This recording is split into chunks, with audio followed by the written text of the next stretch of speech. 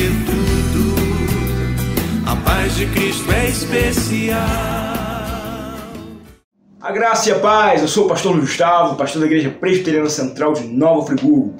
E hoje, dando sequência, agora exatamente na reta final da nossa série de exposições nos Salmos, estamos no Salmo 140, um salmo desafiador. Entender de maneira cristã esse salmo é um grande desafio.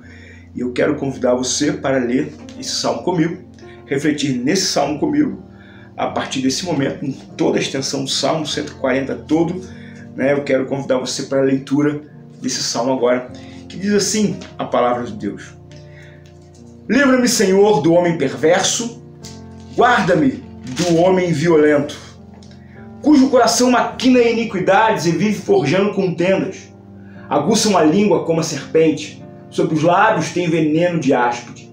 Guarda-me, Senhor, da mão dos ímpios, preserva-me do homem violento, os quais se empenham por me desviar os passos.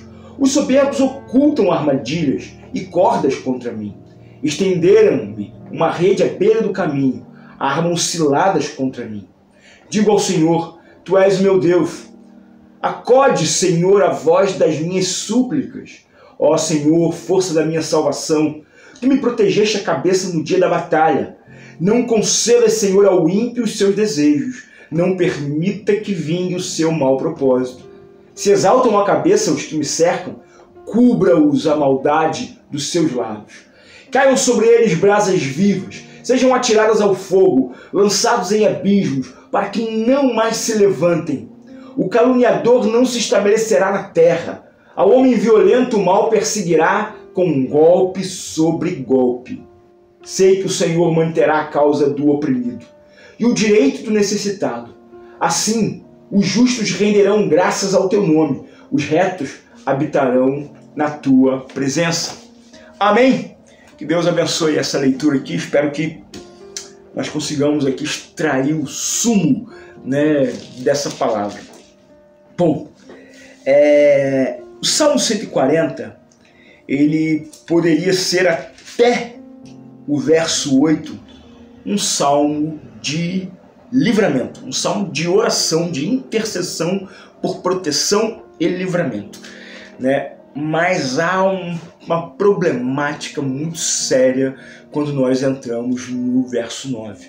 Mas vamos dar uma olhada nesse salmo, que é um salmo de Davi, e para que ele seja recebido por mim, por você, como a palavra de Deus, para cristãos, porque veja bem, o salmo, quando escrito, principalmente pelo salmista Davi, não é um salmo entregue para cristãos, é um salmo entregue para judeus, Era um salmo em contextos de guerra, era um salmo onde os inimigos não eram tão metafóricos como talvez sejam os inimigos dos nossos dias, E para que esse salmo chegue até mim, até você, com eficácia, e com aplicabilidade, de maneira cristã, ele precisa necessariamente passar pelo filtro interpretativo do Novo Testamento, porque senão eu vou ter alguns problemas. Mas vamos ver esse salmo aqui rapidamente.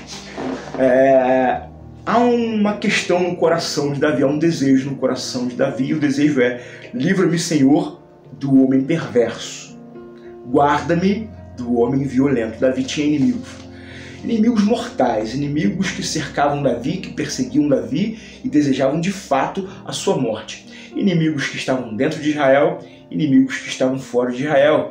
Davi, em sua vida, teve inimigos que estavam dentro da sua própria família. Um de seus filhos tentou usurpar o seu trono, tentou lhe matar, e isso era de fato algo angustiante para esse homem. Antes disso, Davi foi perseguido de morte por seu próprio sogro, o rei Saul.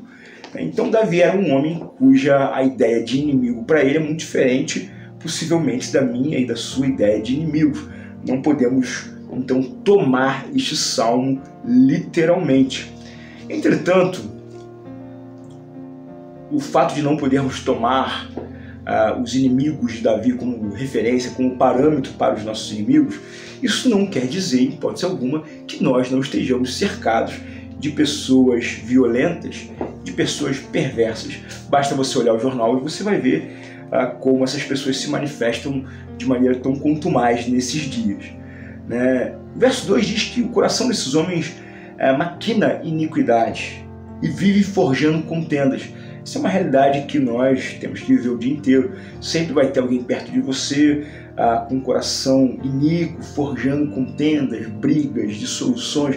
Sempre vai ter gente para te afrontar, né? E é uma hora que a gente tem que demonstrar o domínio próprio, né? É muito complicado, eu sei exatamente o que é isso, né? E sabe, eu acho que Deus às vezes coloca algumas pessoas loucas no nosso caminho. Às vezes nós temos que lidar com pessoas absolutamente descontroladas, exatamente para testificar, exatamente para testemunhar os frutos do Espírito na nossa vida. Porque se toda afronta que eu ouvisse, porque se toda a humilhação, se toda a palavra dura, se toda a situação vexatória a qual eu sou submetido me desse o direito de revidar tal qual eu sou afetado, qual sou agredido, eu não precisava de frutos do Espírito, eu não precisava ser cristão, eu ia viver na naturalidade desse mundo. Mas quando diante do afrontador, do contendedor, diante do iníquo, diante do mal, daquele que tem veneno nos seus lábios, eu mantenho a minha integridade, o meu amor, a minha perseverança e, acima de tudo, o meu domínio próprio. Então eu estou testificando, não apenas para o meu agressor, mas como para o mundo, mas acima de tudo diante de Deus, que os frutos do Espírito ainda operam na minha vida. Isso é maravilhoso. Isso é digno de se trazer à mente para entender. Então, louvado seja Deus as lutas, as situações adversas na qual eu sou testado, mas acima de tudo eu sou aprovado, né? Porque quando a gente responde o mal com o mal, nós somos igual ao mal, né? Nós somos iguais aos alvoroçados, aos desesperados, aos infelizes, que muitas vezes precisam verbalizar em forma de agressão, né, toda a sua angústia, toda a sua tristeza, toda a sua insatisfação, todo o seu senso de derrota na vida. Existem pessoas muito pesadas que circulam a nossa vida. Existem muitas pessoas que olham para você com inveja. Às vezes você não tem nada, às vezes você não é nada, mas a pessoa inveja você. A pessoa tem problema com você, né? No verso 3 ele continua dizendo: aguçam a língua como a serpente, sobre os lábios tem veneno de áspide. Guarda-me, Senhor, da mão dos ímpios, preserva-me do homem violento, né? São soberbos que ocultam armadilhas e cordas contra mim, estenderam-me uma rede à beira do caminho. Sim, essas pessoas vão tentar te atrapalhar, vão tentar prejudicar a tua vida, mas nós temos uma vocação que é olhar para Cristo e continuar prosseguindo para o alvo que nos está proposto, a carreira que nos está proposta, a carreira da soberana vocação em Cristo Jesus, como nos diz lá o livro de Hebreus no capítulo 12, né? E nós devemos andar nos desvencilhando do pecado que tenazmente nos assedia e olhando firmemente para o autor e consumador da nossa fé, que é Cristo, o nosso Senhor, né? Digo ao Senhor, verso 6, Tu és o meu Deus, acorde, Senhor, a voz das minhas súplicas, ó Senhor, força da minha salvação, Tu me protegeste a cabeça no dia da batalha. Davi, ele confia a sua vida no Senhor. Ao invés dele buscar as armas e atacar da maneira que ele é atacado, antes disso, ele busca o seu Deus, o seu Senhor, né? Não conceda, Senhor, ao ímpio os seus desejos. Não permita que vingue o seu mau propósito. E aqui no verso 8 nós temos uma transição para um momento muito complicado do texto. Porque no verso 9 diz assim: se exaltam a cabeça os que me cercam, cubra-os a maldade dos seus lábios. Caiam sobre eles brasas vivas, sejam atirados ao fogo, lançados em abismo, para que não mais se levantem. Aqui nós temos um limite da ética cristã que parece ser ultrapassado por Davi. Aqui nós temos uma palavra que parece não corresponder à proposta pacífica de Jesus. Aqui nós temos um sentimento que é expresso, que é verbalizado, mas que parece não concordar com os ensinamentos do cristianismo. E aí? Eu posso então orar para que Deus derrame maldade que vem dos lábios? Aqui há uma metáfora, evidentemente, porque nos lábios de Deus não tem maldade, mas ela se manifesta tal como maldade para aqueles que são perversos. Ele pede para que essa maldade cubra, né, a cabeça, né, daqueles que são perversos, que se caia brasas vivas do céu, né, que sejam lançados no abismo e não mais se levantem. O caluniador não se estabelecerá na terra, o homem violento o mal o perseguirá com golpe sobre golpe. Fala a verdade para mim. Você nunca desejou isso para ninguém? Tem hora que diante de algumas questões, diante de algumas pessoas que tiram você do seu sério, você não desejaria que caíssem brasas vivas sobre a cabeça dessa pessoa? Tem hora que você não tem vontade de pegar uma pessoa e, meu Deus do céu, só a graça de Jesus para... Né, fala sério comigo, conversa sério comigo. Né, pensa aí, se você nunca teve vontade de ir às vias de fato com uma pessoa, por que você não vai? Porque o teu Senhor disse, não respondeis o mal com o mal. Não pertence a vós a vingança, entregai, pois, a vingança ao Senhor, porque dele é a vingança. Né? Romanos 12 deixa claro isso. Jesus disse que nós não devemos responder o mal com o mal, que o reino de Deus está em nós.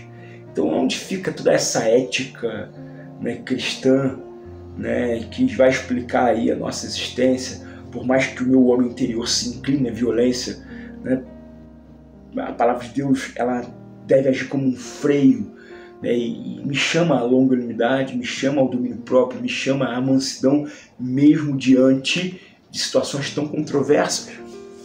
Como é que fica essa situação? Como nós dimensionamos essa situação na nossa vida? Bom, a primeira coisa que eu preciso entender que esse homem, né, que nós desejamos a ele maldade sobre a sua cabeça, brasas vivas sendo atiradas ao fogo e golpes contra golpe que o mal o persegue, eu só posso entender isso, eu só posso desejar isso a uma pessoa. A única pessoa que eu posso desejar que isso aconteça é ao homem violento que está dentro de mim. Ao homem violento que habita em mim. A única pessoa que eu posso fazer deliberadamente uma guerra contra ela é contra o homem violento que habita dentro de mim. E a despeito da sua história, do seu histórico, do seu currículo, do resumo social da sua vida, eu quero dizer, o homem mau habita em você. O homem mau habita em mim. Nós somos capazes de gerar reações, nós somos capazes de gerar sentimentos o mais perversos possíveis quando instados a situações, quando pressionados em situações difíceis na nossa vida. Nós podemos ser, sim, nós podemos ter, como diz aqui o verso 8, desejos ímpios, sentimentos de vingança, a edificação de mais propósitos na nossa vida, propósitos ruins, propósitos maus. E para esse homem que habita em mim, eu preciso desejar, Senhor, pune ele, persegue ele golpe contra golpe, faz calar, ó Deus, nesse homem mau a sua vontade, a sua ira, o seu vigor. É contra esse homem mau que eu tenho que lutar. O homem mau que habita dentro de mim, que tem desejos perversos, que tem desejos que não se encaixam dentro do princípio da palavra de Deus. Eu tenho que fazer guerra contra esse homem. Eu não tenho que fazer guerra contra outro homem. Cada homem que cuide de seu homem mau. Cada homem que cuide de seu homem mau, que freie seu homem mau, que domine o seu homem mau. Deus disse para Caim, Caim, o pecado está diante de ti. Na verdade, na tradução mais mais literal desse texto no hebraico, Caim, o mal está dentro de você. Cumpre a ti dominá-lo. Esse homem mau que habita dentro de mim, quando você lê Romanos capítulo 7, você vai ver ali uma dicotomia que existe dentro do apóstolo, né? Um homem bom que ama a palavra de Deus, mas um homem mau que se manifesta nos membros de Paulo, no corpo de Paulo, na vontade de Paulo. O bem que eu quero fazer eu não faço, mas o mal que eu repudio, o mal que eu desejaria não cometer, esse eu cometo. Porque quanto ao homem interior, o homem espiritual tem prazer na lei do Senhor. Mas quanto à carne, eu estou morto. Miserável homem que sou, quem me livrará do corpo dessa morte? Eu preciso fazer morrer. Eu preciso fazer morrer o homem violento dentro de mim. O homem violento do Salmo 140 sou eu. A guerra que se faz, a oração de proteção por esse homem, é contra o meu homem. A oração mais preciosa que eu tenho que fazer na minha vida é contra mim mesmo. Então, querido, eu quero deixar essa reflexão, a beleza oculta desse salmo, a identidade desse homem violento, que sou eu, que é você. Então que Deus abençoe a sua vida, que a graça do Senhor esteja sobre você, que Deus derrame bênçãos incontáveis, imensuráveis e transbordantes sobre a sua vida. Lutar contra o mal que há em você é a luta mais urgente que todos nós temos, porque se cada um lutasse contra o teu homem mau dentro de si, todos os homens que estariam do lado de fora seriam bons, né? Ou pelo menos estariam em remissão, estariam lutando contra a sua natureza pecaminosa. Infelizmente, muitas vezes nós alimentamos esse homem mau que está dentro de nós e a sua maldade acaba se exteriorizando e a perversidade acaba dominando o tempo que nós vivemos. Que Deus abençoe. Lute com bravura, lute com a palavra de Deus, lute com fé contra o pecado que está principalmente dentro de mim e de você. Que Deus abençoe, a graça e paz, até o próximo programa. De coração, irmão, quero te declarar a paz.